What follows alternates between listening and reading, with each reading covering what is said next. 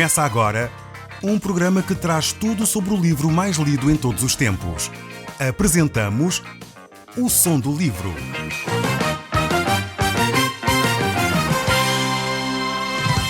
Seja muito bem-vindo. Neste podcast vai encontrar o livro mais conhecido e lido em todo o mundo. Vamos levá-lo numa viagem pela história da humanidade. Este é um audiolivro para si, para a sua família e sociedade em geral. Contextualização e comentários de Paulo Chaveiro. Olá, caro amigo, estamos de novo no programa O Som do Livro. E eu creio sinceramente que esta próxima meia hora poderá mudar radicalmente a sua vida, pois Deus quer falar consigo, mesmo depois de desligar o seu rádio. Eu sou Paulo Chaveiro e nós hoje estamos na última secção do capítulo 2 do livro de Miqueias. Estes dois primeiros capítulos do livro constituem uma grande e forte denúncia, principalmente contra o Reino do Norte, o Reino de Israel. Embora ela inclua também a cidade de Jerusalém e o povo de Judá, que era nesta altura já a nação estava dividida em duas grandes nações também, Israel e Judá. No entanto, a palavra ainda é dirigida também a esta nação. Miqueias, no fundo, é um profeta que leva a sua mensagem aos dois reinos. O julgamento de Deus viria quer sobre o reino do norte, quer sobre o reino do sul, caso eles continuassem de costas voltadas para a mensagem de Deus. Na realidade, Deus fala da mesma forma, independentemente do povo, da nação, do estatuto social, as verdades de Deus continuam a ser as verdades de Deus. E continuam a ser dirigidas a todos de igual forma. Para Deus não há acepção de pessoas. Deus não faz distinção de extrato social. Deus não faz distinção de raça, de etnia, de grupo socioprofissional. Deus não faz a distinção. Para Deus todos são iguais. E em Cristo Jesus, melhor do que todos sermos iguais e olhados por Deus dessa forma, vemos que aqueles que se aproximam de Cristo têm a sua relação com Deus, todos passam a ser povo escolhido de Deus, sacerdotes de Deus. Esta é uma grande transformação na mensagem do Evangelho. Significa que todos nós, que temos Cristo Jesus como nosso Senhor e Salvador, que temos o Espírito Santo sobre nós, todos nós temos acesso direto a Deus.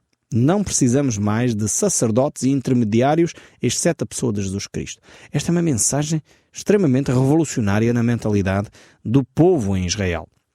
Eles estavam habituados a ter o sumo sacerdote, a ter os sacerdotes, que eram aqueles que oficiavam os sacrifícios, e através desses sacerdotes é que o povo poderia ter então acesso a Deus. Infelizmente nós na nossa cultura cristã portuguesa, na sua maioria, a cultura católica, temos adotado muito deste modelo do Antigo Testamento. Continuamos com essa mentalidade de que nós precisamos de um sacerdote e precisamos de intermediários para nos fazer chegar ao Filho, para que o Filho possa fazer chegar a mensagem ao Pai. Esta é uma mensagem do Velho Testamento. Nós precisamos de ganhar uma mentalidade do Novo Testamento, da Nova Aliança, em que Jesus nos diz que todos nós somos sacerdotes e no livro de Hebreus ele nos reafirma que nós temos acesso com confiança ao trono da graça. O apóstolo Pedro é que nos fala desta importância, a relação que nós temos como sacerdotes de Deus. Você e eu somos sacerdotes do Deus Altíssimo. Mas você está a dizer, mas Paulo, eu não sou padre, não sou pastor, não sou bispo, como é que eu sou sacerdote? Você o é porque a palavra de Deus o diz.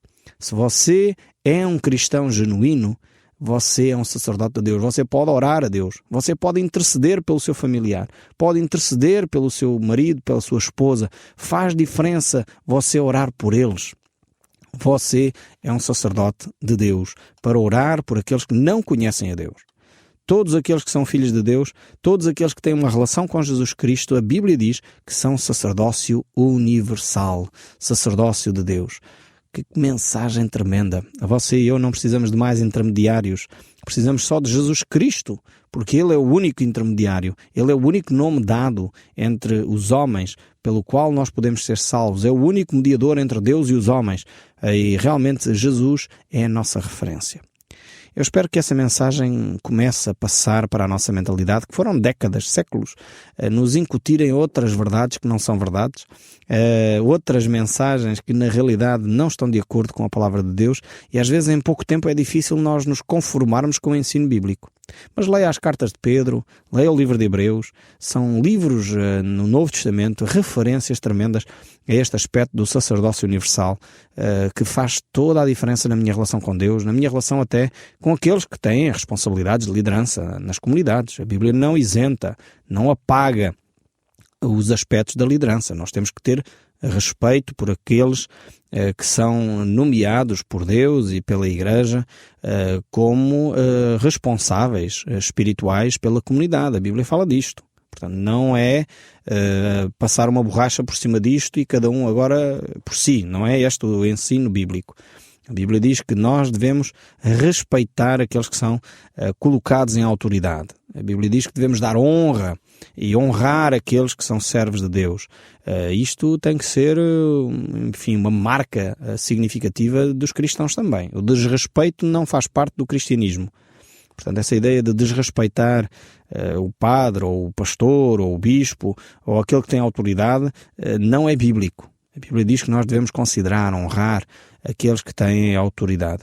E vemos mesmo até o apóstolo Pedro, quando é preso, e ele está a falar, e o apóstolo Paulo também quando é preso, e ele está a falar com as autoridades, ele sempre tem reverência para com as autoridades, ainda que diz as verdades, não deixa de dizer as verdades, mas di-las sem desrespeito. É importantíssimo este aspecto. Mas voltando aqui ao texto bíblico, vamos ver que Neemias tem uma mensagem extremamente relevante para nós hoje. Ele é um profeta de Deus que coloca as coisas no seu devido lugar. Como diz o povo português, ele coloca os pontos nos is e os traços nos t's. Ele vai chamar as coisas pelo seu nome. E ele não tem aqui qualquer dificuldade em acusar, em responsabilizar aqueles que são a autoridade sobre o povo e aqueles que têm a responsabilidade de conduzir o povo no bom caminho. Vamos então olhar para este texto bíblico no capítulo 2 e vamos ver o verso 12 em diante. Diz assim: certamente te ajuntarei todo, ó Jacó. Certamente congregarei o restante de Israel. Pô-los-ei todos juntos como ovelhas no aprisco, como rebanho no meio do seu pasto. Farão grande ruído por causa da multidão dos homens. Agora aqui Miqueias vai começar a trabalhar um novo conceito, vai trazer um raio de luz sobre a situação negra em que o povo se encontra. Ele vai falar sobre esta promessa maravilhosa de Deus, que é a congregação de todo o povo de novo. Ele aqui, ao lermos este texto bíblico, ele refere-se a Israel e a Judá. Refere-se realmente a nação, no fundo, no seu conjunto. E nós vemos exatamente isso várias vezes na Bíblia. Deus chama Judá de Israel, chama Jacó, por exemplo, é outro sinónimo para referir-se à nação de Israel. E aqui o Espírito de Deus não usa esta palavra Jacó ao acaso. Portanto, ele usa esta expressão Jacó e não Israel com uma intenção clara, porque se nós estamos familiarizados com o texto bíblico, sabemos que a divisão Israel e Judá foi uma divisão política, não foi uma divisão divina. Ou seja, os reis, logo após a morte de Salomão, dividiram os seus filhos, dividiram o reino porque não quiseram agir em conformidade com a vontade de Deus. E por isso houve logo ali uma divisão do reino. E por causa disso, então, houve uma divisão política, podemos dizer assim. Só que Deus aqui, quando olha para o povo de Israel, olha para o povo na sua totalidade. Por isso dá-lhe o nome de Jacó. Jacó é a origem do nome. Se estão lembrados, Jacó, Deus atribuiu o nome Israel a Jacó, portanto é uma personagem real, filho de Isaac. Vemos que, na realidade, ele, quando é atribuído, quando lhe é mudado o nome, isto ocorre no Vale de Jaboque, quando Jacó, de alguma forma, luta com Deus. E a palavra Jacó significa suplantador ou enganador, o espertalhão. Basicamente, o significado da palavra Jacó é este. E Deus tira-lhe este significado, esta conotação negativa, e passa-lhe a dar um nome que é Israel, que significa príncipe de Deus. Eu creio que nós devíamos dar os nossos nomes também assim com significado aos nossos filhos. Eu, por acaso, procurei ter essa atenção, pelo menos no meu primeiro filho fiz isso. Nos outros eu apliquei-lhes os nomes pela sonoridade do nome, gostei do nome, e apliquei-lhes os nomes assim, ainda que o segundo, o Josias, significa curado do Senhor, e de facto Deus o tem protegido de uma série de doenças. É o filho mais saudável que eu tenho, nunca teve aquelas doenças normais das crianças, todas as crianças têm. Deus tem protegido efetivamente o Josias, é mesmo um curado do Senhor. E Natanael foi-lhe atribuído o nome exatamente por isso, por ele ser o meu filho, que é um presente, foi o primogênito, foi um presente de Deus para nós. De facto, nós tínhamos perdido uma criança antes, ainda no ventre da mãe, e quando Natanael nasceu foi um presente de facto que Deus nos confiou, e por isso mesmo demos-lhe esse nome, Natanael. E até hoje, quando pronunciamos esse nome, lembramos sempre que ele é um presente de Deus para nós. Então os nomes têm de facto significado, e aqui Deus altera o nome de Jacó para nome de Israel, portanto, de suplantador para príncipe. Vejam bem esta transformação. Quando Deus intervém, quando Deus age na nossa vida, a mudança é radical. De enganador para príncipe de Deus. Realmente é uma mudança extraordinária. Deus quer fazer isso na sua vida. Ele não só quer mudar o seu nome, Ele quer mudar a sua natureza. Ele quer mudar o seu coração. Ele fala através da pessoa de Jesus Cristo, através do sangue derramado naquela cruz. Ele pode alterar a sua vida. Talvez a sua vida é semelhante à de Jacó. Se calhar é uma pessoa que vive a enganar, a mentir, com esquemas, com situações complicadas, com fachada. No fundo, para o público é uma coisa, na vida privada é outra. Angustiado, sofre de solidão, temoroso, frágil, mas no fundo quando sai para fora é alguém cheio de confiança, parece alguém, enfim, sempre animado. Mas você sabe o seu íntimo. E eu estou a falar para aqueles que querem ser verdadeiros, genuínos consigo próprio. Vale a pena ter este encontro com Deus. Deus é o Deus que altera a nossa natureza de enganador, e às vezes nós tentamos enganar a nós próprios, para aqueles que são príncipes de Deus, sacerdotes do Senhor, sacerdotes do Deus Altíssimo. E vemos que esta profecia aqui, Deus chama o povo de Jacó, o povo de Israel no seu todo. Esta ideia de chamar Jacó tem a ver com a nação de Israel no seu todo e não as divisões políticas, para uma promessa, a promessa de que Deus vai congregar toda a nação de Jacó, todo o povo de Jacó. E ele não está a falar, e alguns até aplicam esta profecia ao primeiro grande agrupamento depois da diáspora, portanto, depois de levarem o povo para o cativeiro, quer da Assíria, quer da Babilónia, e depois com Ciro, o grande rei medo-persa, que libertou e enviou o povo de Israel de volta à sua terra.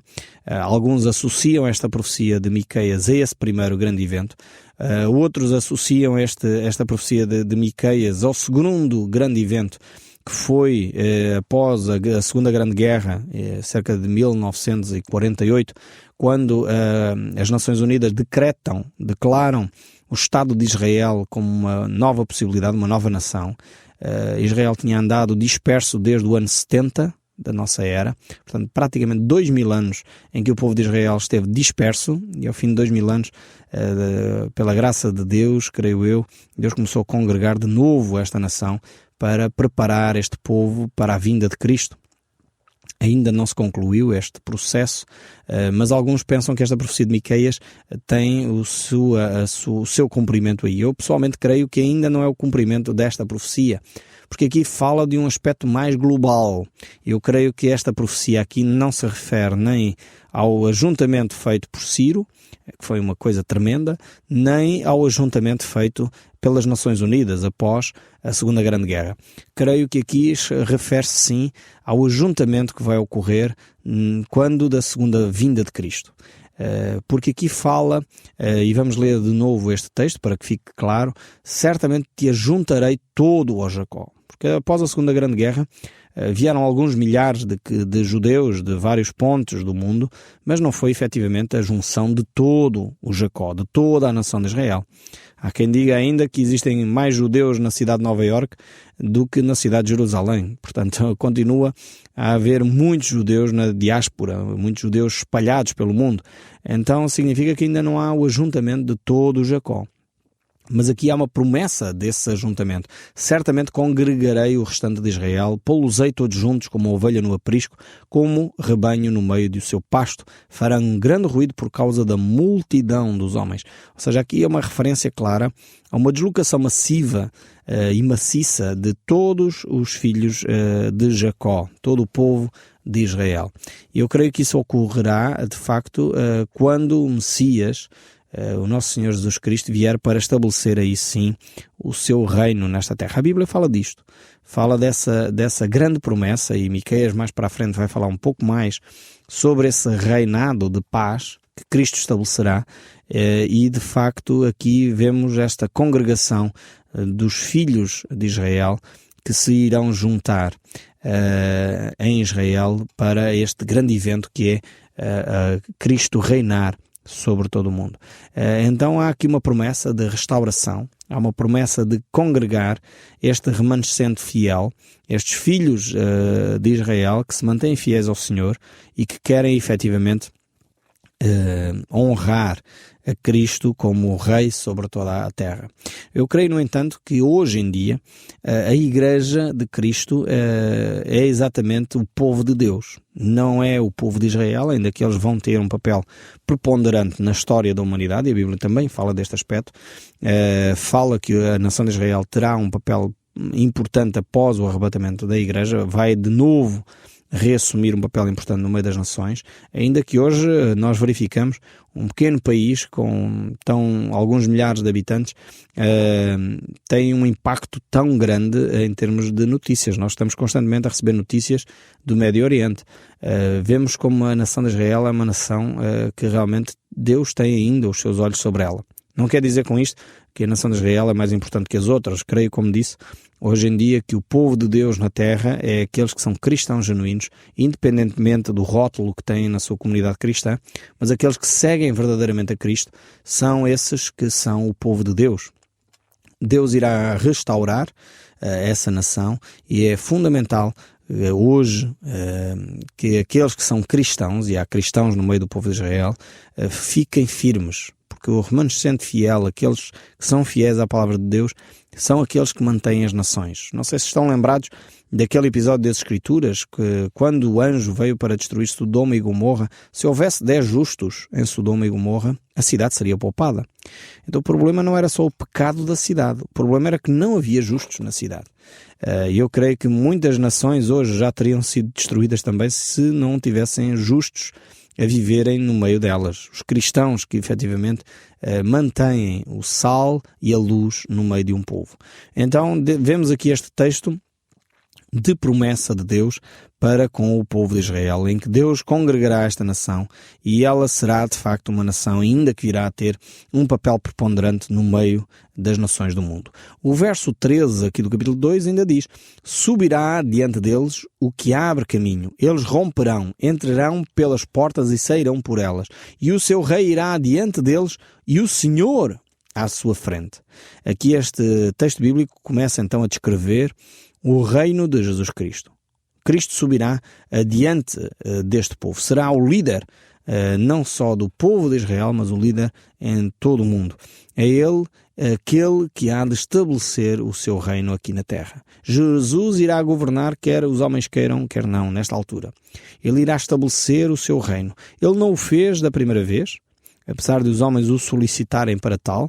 Várias foram as oportunidades para que isso acontecesse, mas Jesus tinha um outro papel nessa altura. Ele vinha para morrer e não para assumir um reino aqui na terra.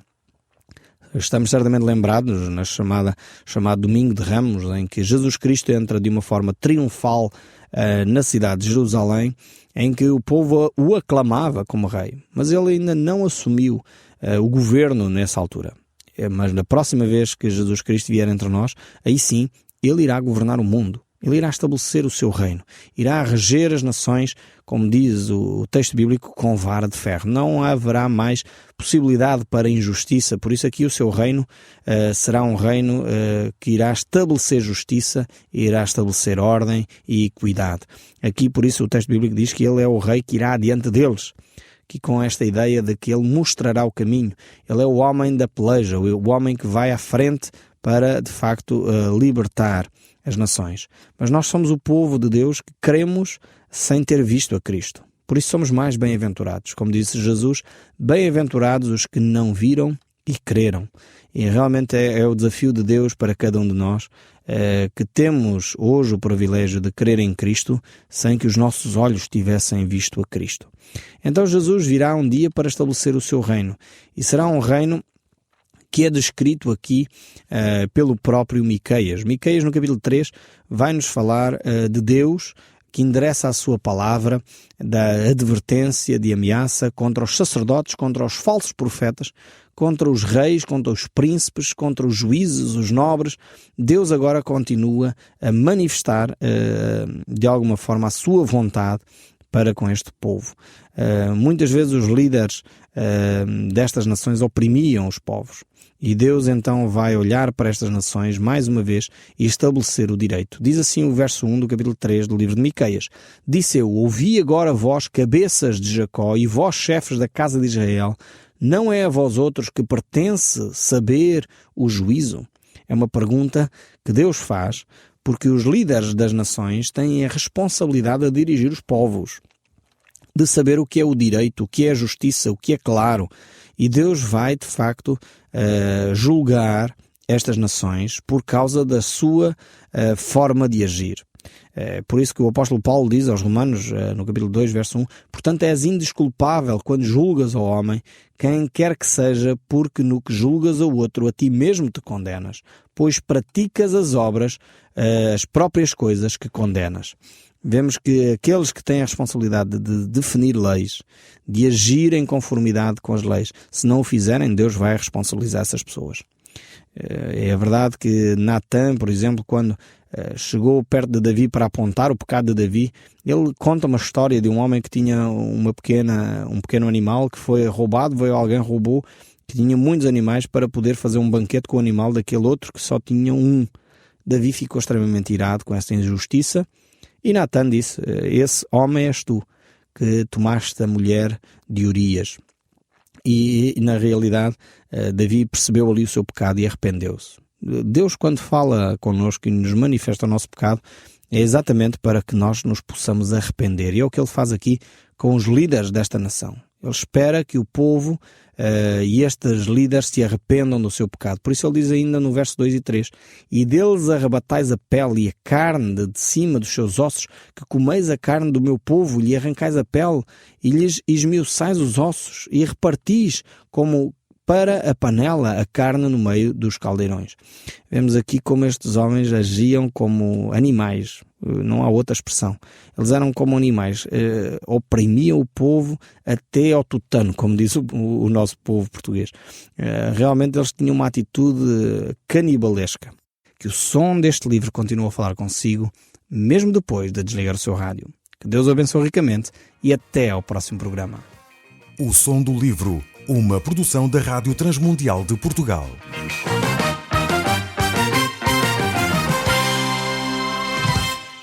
RTM. Conhece todos os nossos programas em rtmportugal.org. Uma produção da Rádio Transmundial de Portugal.